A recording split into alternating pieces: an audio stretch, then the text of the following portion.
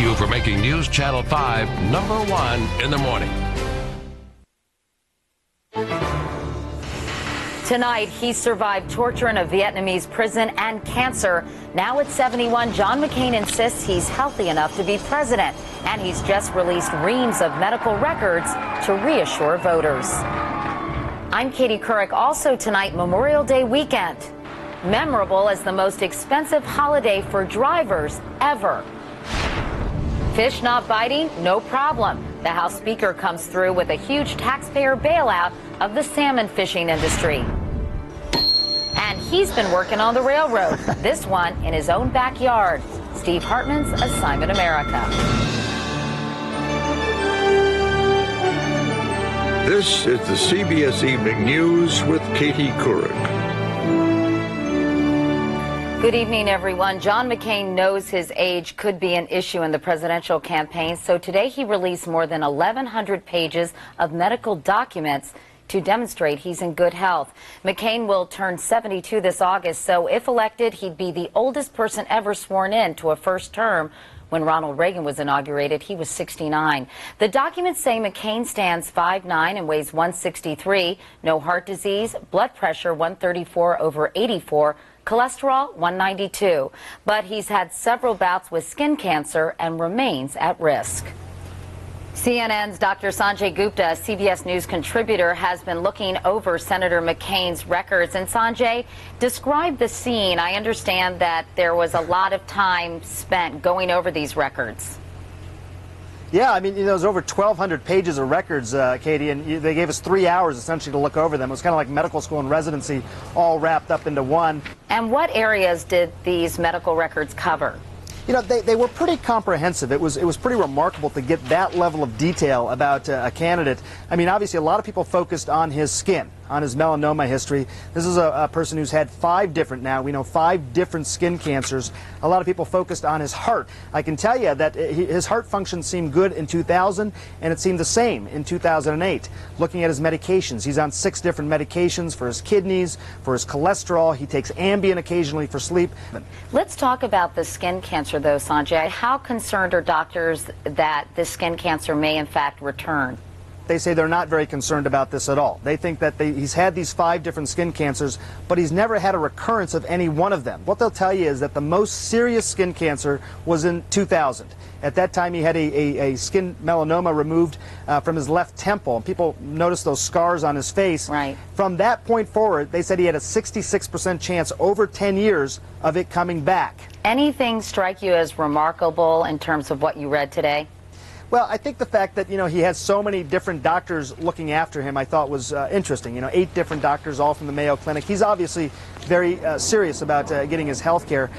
What I didn't see, I thought, was interesting as well. There was hardly any mention of his mental health. There was no mention of depression. This is a man who had 2 admittedly weak suicide attempts when he was a prisoner of war. There was no mention of post-traumatic stress disorder or anything that may have been asked, or substance abuse, and none of that was even mentioned. Let's bring in Dr. John LaPook, because he's been taking a look at the health of past presidents. How does John McCain compare? I think he actually stacks up pretty well. People are focusing on his physical appearance. And the fact that he's a little pale, well, he stays out of the sun because of his melanoma. His swelling, well, he had a lot of lymph node dissections, and he bought with that the security, peace of mind of knowing that there were no cancer cells in those lymph nodes. And people think, well, maybe he's not able to raise his arm, and doesn't that look funny? Well, you know something, we should all remember that one of the greatest presidents ever was in a wheelchair. That's right. In fact, Sanjay, what strikes me is that we know so much about Senator McCain and yet knew so little about presidents in the past, including presidents like Woodrow Wilson, who had a stroke, FDR, who had polio and was in a wheelchair and had heart problems, and none of this, including John F. Kennedy's Addison's disease and back problems, none of this was disclosed to the public. It's amazing to think about that now. John F. Kennedy, the youngest president ever elected, was probably one of the sickest, yet nobody knew that at the time. Do you know he had a briefcase his doctors actually carried around with him? The combination of that briefcase was actually his birth date. Open up that briefcase, you had all kinds of medications. Should the public have had a right to know at that time? Do we have a right to know now? These are interesting questions, but still, there's no law. There's no law that says we have to. Knowing what I know, if he came to me as a patient, from what his doctors have said and from what I've seen in the records, and said, should I run for president? I'd say go for it. Go ahead. Because at the end of the day, As we get older, things are going to happen. You're going to have cancer developing potentially, you're going to have high blood pressure and high cholesterol weighing in and maybe increasing the chance of a heart attack or stroke. But at the same time, as you get older, other good things happen. Other good things happen like wisdom and experience, and I think you're always balancing the two of those things. And it certainly sounds as if he's very well taken care of and he monitors his health very, very closely. You have a lot of people, 8 doctors, and after today there's going to be 8,000 doctors weighing in saying his LDL maybe should be a little bit lower and his blood pressure maybe should be a little bit lower. Everybody's going to have their 2 cents to add, but at the end of the day, this is potentially going to be the President of the United States. Dr. John LaPook here in the studio, Dr. Sanjay Gupta out in Arizona. Thank you both so much. And the McCain campaign made some other records public today. It released a summary of Cindy McCain's tax returns for 2006. Mrs. McCain had said she would never do that. Her income that year topped $6 million, and she paid more than $1.7 million in federal income taxes. The McCains file separate returns. Meanwhile, Senator Hillary Clinton is apologizing for a remark she made today that's making some people cringe. Jim Axelrod is covering the Clinton campaign. And Jim, what happened? Well, Katie, trying to fend off talk of getting out of the race, Hillary Clinton has ignited an entirely different firestorm. Meeting with editors from a South Dakota newspaper, she was asked about pressure to end her campaign. She started to argue June isn't all that late. Now, my husband did not wrap up the nomination in 1992 until he won the California primary somewhere in the middle of June, right? We all remember Bobby Kennedy was assassinated in June in California. The Obama campaign jumped on Clinton's remarks, saying they were unfortunate and have no place in this campaign. Just over an hour later, Senator Clinton had this to say. I, regret that if my referencing that moment of trauma for our entire nation, and particularly for the Kennedy family, was in any way offensive. To be clear, the Obama camp thinks Clinton's remarks were unfortunate, not sinister. What's more, Clinton, who holds Bobby Kennedy's old Senate seat, has previously made a similar reference to RFK's race into June of '68 and the assassination that followed, to say it's still early. Katie? All right, Jim Axelrod in Washington tonight. Thank you. In other news, we're at the start of the biggest holiday weekend since gasoline price hikes moved into the fast lane. Gas is up more than 90 cents since February. It jumped another nickel overnight to a nationwide average of $3.88 a gallon. The cost of fuel is keeping some Americans closer to home. A AAA survey finds the number of Memorial Day travelers is down for the first time since 2002. Still, nearly 38 million Americans are heading out of town, some to a gas-guzzling extravaganza. Here's Anthony Mason. It's one of the biggest weekends on the NASCAR calendar. The running of the Coca-Cola 600 in Concord, North Carolina. Since last week, fans have been pulling in from all over the country. Steve Biddle drove his motor home more than 1,100 miles from Enid, Oklahoma. Welcome to North Carolina. Glad to be back. But this year his trip cost more than $1,000, with diesel averaging more than $4 a gallon. About $1.60 higher than last October. Did that hurt? It all hurts. No other major American sport has been hurt more by high gas prices than NASCAR, where fans travel on average 400 miles round trip to see a race. You don't want to start on gas. Why? What about gas? It's way too high. Is it making you cut back on something else? We're not walking across the street. Across the street, souvenir sales are suffering. Are people spending less money once they get here? Oh, definitely. Humpy Wheeler, head of Speedway Motorsports, which owns 7 racetracks, says the whole tourist industry is facing a challenge. The only thing that's working in America right now are deals. So the Lowe's Motor Speedway is offering an all-you-can-eat $69 grandstand ticket. In Branson, Missouri, the tourist center is offering a 20 cents a gallon gas discount. And Six Flags has lowered the admission price for many of its amusement parks. They're just less likely to spend money when they get here. But that's better than not having them here. The bigger races are still drawing big crowds, but organizers say attendance is slipping at smaller events. Even the campgrounds here, I don't think it's that full as it used to be. NASCAR teams get free fuel from their sponsors, but for fans making the marathon trip to the track, the price of gas is the piss. Anthony Mason, CBS News, Concord, North Carolina. Now to the custody battle over the children in that polygamous sect in West Texas. A state appeals court ruled yesterday that the state had no right to seize those children last month. Today, state officials agreed to return 12 of the children to their parents until the Texas Supreme Court rules in the case. It's not clear why those 12 were chosen or what will happen to the more than 400 others. In Northern California, meanwhile, firefighters caught a break today. The winds let up and heavy fog rolled in to slow down a fast-moving wildfire in the Santa Cruz Mountains. Since yesterday, the fires burned more than 3,000 acres and destroyed 10 homes. 1,400 residents have been ordered to evacuate, but no injuries have been reported. A disaster of a different kind outside Kansas City. A crane tipped over at a power plant that is under construction. One worker was killed and 3 others hurt. It's not known what caused the accident, but a utility spokesman says that at the time, the crane was being shut down because of high winds.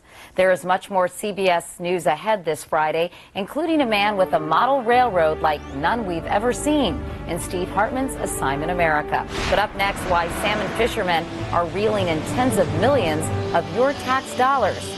We'll follow the money.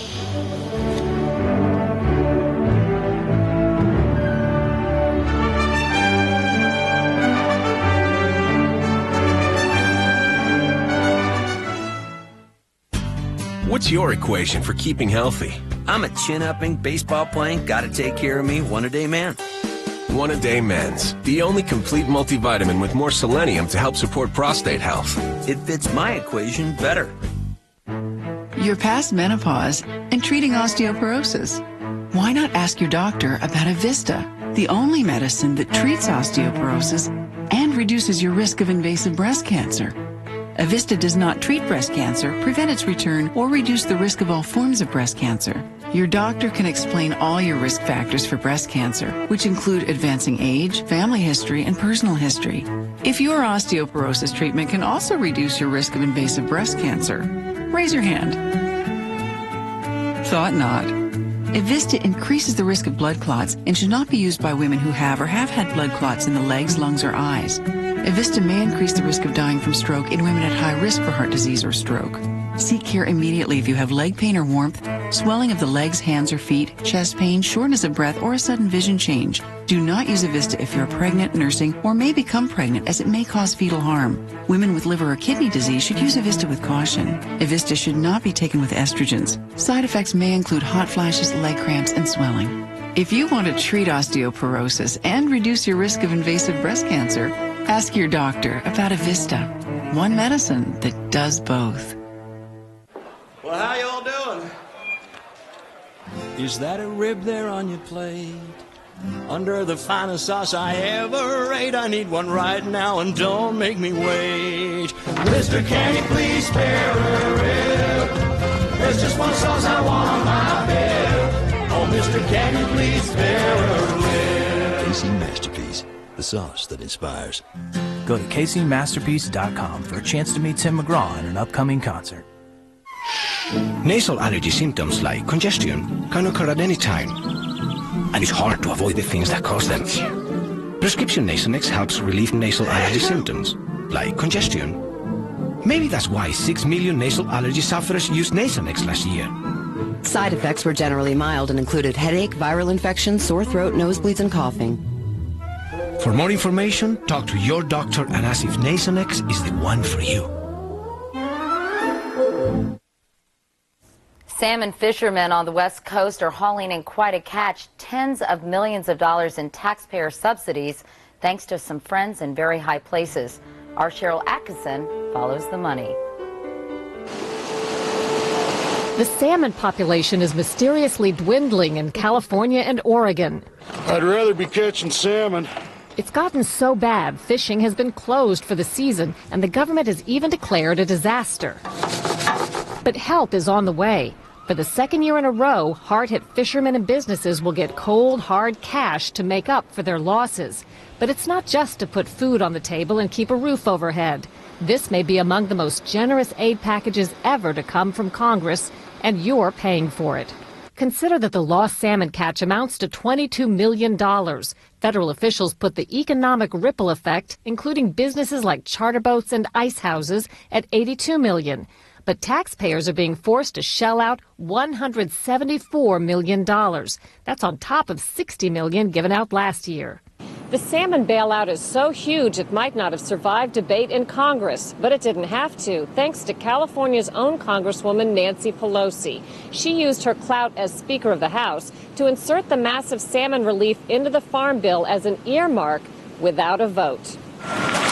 But what's really flipping out critics is how it works. Fishermen and business owners get to pick their best year since 2002 when they made the most money off salmon, and they get a check for that entire amount. You get to literally cherry pick through your earnings over the last 5 years and pick the best one. Just another example of how out of control this thing is. And they aren't just poor fishermen struggling to make ends meet. Some of them got more than $100,000 in salmon relief last year and will get a six-figure check again this year, all at taxpayer expense. Compare that to what Katrina victims got, less than $2,500 per average household. Speaker Pelosi was unavailable, but we spoke to her colleague, California Congressman Mike Thompson, who helped craft the earmark. You know, they need an income to be able to keep the wolves away from the door. Is it really emergency aid if somebody gets $200,000 or more cash payment from the federal government for not catching fish? It's emergency aid because they lost their ability to go out and make a living. There are other fish in the sea, and some salmon fishermen are switching to other catches to earn a living, yet still reeling it in for the ones they didn't catch. Cheryl Atkinson, CBS News, Washington. Salmon may be disappearing, but another species is back. The humpback whale. An international group of whale watchers says there may now be as many as 20,000 of the humpbacks in the North Pacific. There were fewer than 1,500 of them 40 years ago. What great pictures. Still ahead tonight. Hospitals in China facing an overwhelming challenge, treating people who lost limbs in the earthquake.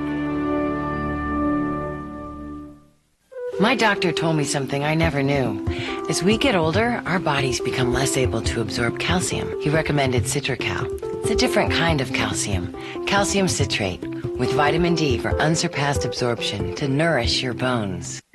Steaming. It's never been used like this before. We used an innovative way of steaming to create cafe steamers. This unique steam cooker lets you lock in all the naturally fresh flavors by steaming in your microwave. Try Healthy Choice Cafe Steamers.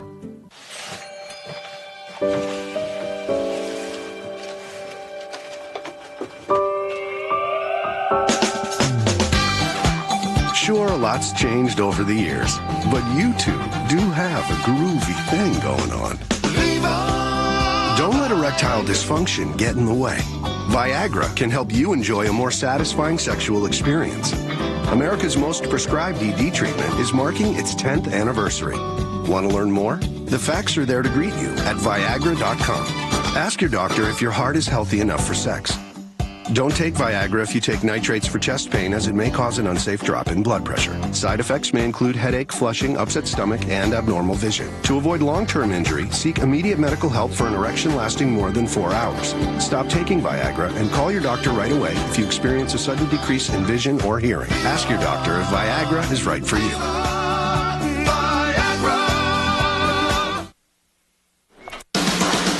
During Toyota's banner sales event, you could lease a new 09 Camry, well-equipped, for just $219 a month, but only until June 2nd. The Hope Scholarship helped me grow as a person, and I was more of an adult, and I kind of grew into life beyond high school. My parents were extremely excited about the Hope Scholarship because they knew that it would be a lot easier on them as well as myself to make it to college. I'm very grateful I was given the opportunity to have the scholarship all 4 years of my college experience. 4 years ago, the first recipients of the Hope Scholarship began their college education. This year, thousands are graduating. Hope is real. It's our biggest sale of the year. You won't find prices any lower than this. That's the B.F. Myers Furniture Memorial Day sale. Going on all this weekend through Monday. Every morning, every night, the #1 source for news is the only local news in high definition. News Channel 5 HD. In China today, government officials said it could take 3 years to rebuild entire villages wiped out by the earthquake. 5 million buildings were destroyed, and the human toll is staggering. Nearly 56,000 dead, another about 25,000 missing, and more than 292,000 injuries, putting an enormous strain on healthcare workers. Celia Hatton reports now from the quake zone. It's nothing less than a miracle when someone living is pulled free from these mountains of silent concrete. When the rescuers have done their jobs, this man takes over. Dr. Zeng Jiancheng hasn't stopped working since last week's quake. He usually has 200 patients. Now he's struggling with 800. Once I get onto the wards and see those faces, I get a boost of energy, he explains. We asked Dr. Zeng about his patients, and he immediately wanted to introduce us to one young woman whom he says has inspired everyone around her. He Chuantao was working in a chemical factory when the quake struck. She was thrown down a flight of stairs and trapped in the wreckage for 24 hours. It took another day for rescuers to free her.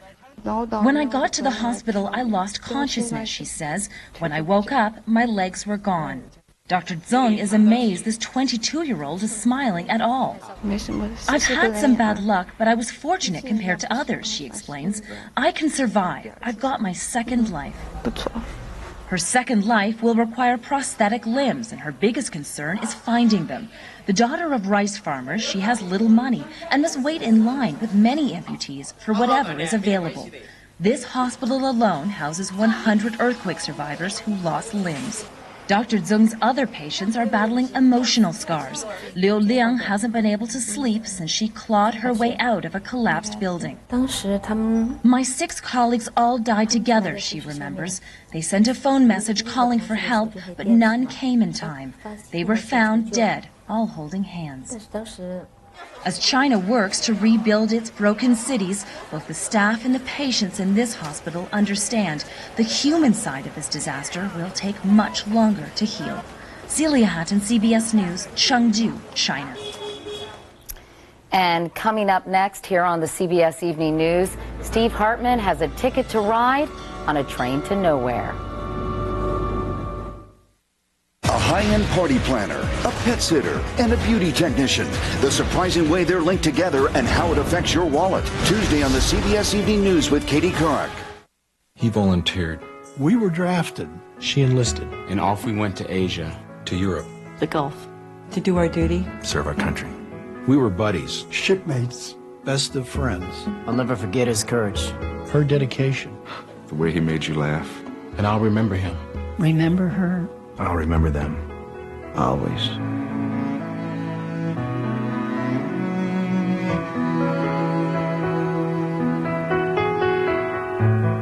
If you've had a heart attack caused by a completely blocked artery, another heart attack could be lurking, waiting to strike. A heart attack caused by a clot, one that could be fatal. But Plavix helps save lives. Plavix, taken with other heart medicines, goes beyond what other heart medicines do alone to provide greater protection against heart attack or stroke and even death by helping to keep blood platelets from sticking together and forming clots. Ask your doctor about Plavix, protection that helps save lives.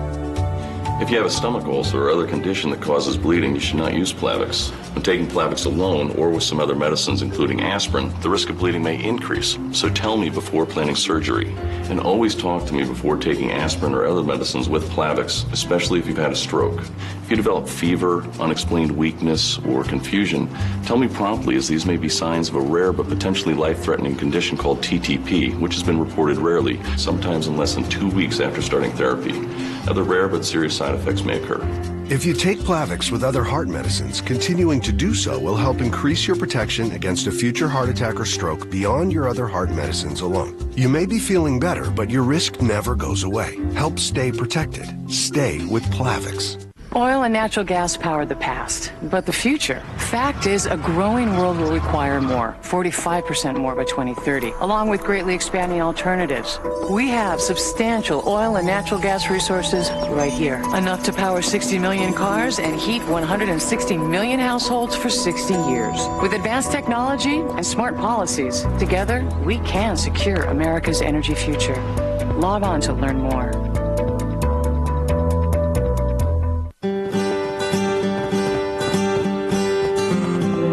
Try a bowl of Trail Mix Crunch cereal and start your day with the great taste of Trail Mix. It's sure to wake up the trailblazer in you. trail starts here.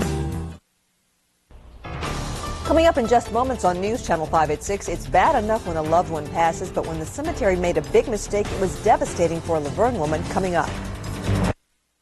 The folks at Amtrak used to say there's something about a train that's magic. We end tonight with a man who's making magic in his own backyard. Here's Steve Hartman with tonight's Assignment America. The fantasy plays out every night, just off the basement floor in homes all over America. With a setup like this, a kid, or more likely, grown man, can pretend to be master of his own railroading universe. Here there are no bosses in stiff shirts, present company excluded. Here there are no responsibilities, other than making sure the train's on time. For most guys, just imagining this world is sufficient escape. But for the Iowa man you're about to meet, there would be no basement big enough. Well, I was looking for woods. That was the first consideration. About 25 years ago, Jim Halverson started looking for a place to put his train set. It had to be at least 10 acres. A big place for a big set. A forklift operator by trade, Jim spent 5 years of nights and weekends just laying the track. Oofta. People at work, they thought I was nuts, and I'm sure a lot of them still do. He then made an engine out of a '73 Ford Maverick, found lights and signals at salvage yards, and basically, over the next 20 years, created a toy train set you can climb right onto. It runs from his garage, along the edge of his property, past the depot he built. Got a little bit carried away with it. A little bit? Curves back along the other edge of his property, over a bridge, and back to his garage. A giant half-mile loop. Which brings us back to the obvious question of why. Jim is unmarried and has no children, outside of his beagle Lily, who is surprisingly still alive. Almost no one has even seen this train set. I didn't build it for anybody else. I just built it for myself. Jim says a lot of times he just likes to sit in the depot. It's kind of my little retreat away from the rest of the world. You know, I can go back there and sit and relax and not think of anything else. Although almost no one goes to this extreme, America's basements and backyards are full of old cars and woodworking projects that men especially use to forget, to escape their day, their honey-do lists, or most often, just their age. Jim is 61, but he says every time he goes into his backyard, he's immediately that 5-year-old boy watching the train go by his childhood farm. Wow, and a lot of people are really wild about not only toy trains, but trains in general. I was too. That was my favorite thing growing up. I'd go down and watch the trains go by with my dad. Oh, that's so cute. So I like this story. Yeah, I like the story too, and I like that you made yourself so small in that one shot. Yeah, squeezing my ego that small was the hard part. It was. All right, tell us about next week. Okay, next week, going barefoot on the beach is one thing, but next week we'll meet a man who refuses to wear shoes anywhere. And there are others like him. A lot of people following suit this weekend, right, Yes, Steve? yes. Have a nice Memorial Day weekend. And that is the CBS Evening News. I'm Katie Couric in New York. Thank you for watching this week. Have a great holiday weekend to you as well. Good night.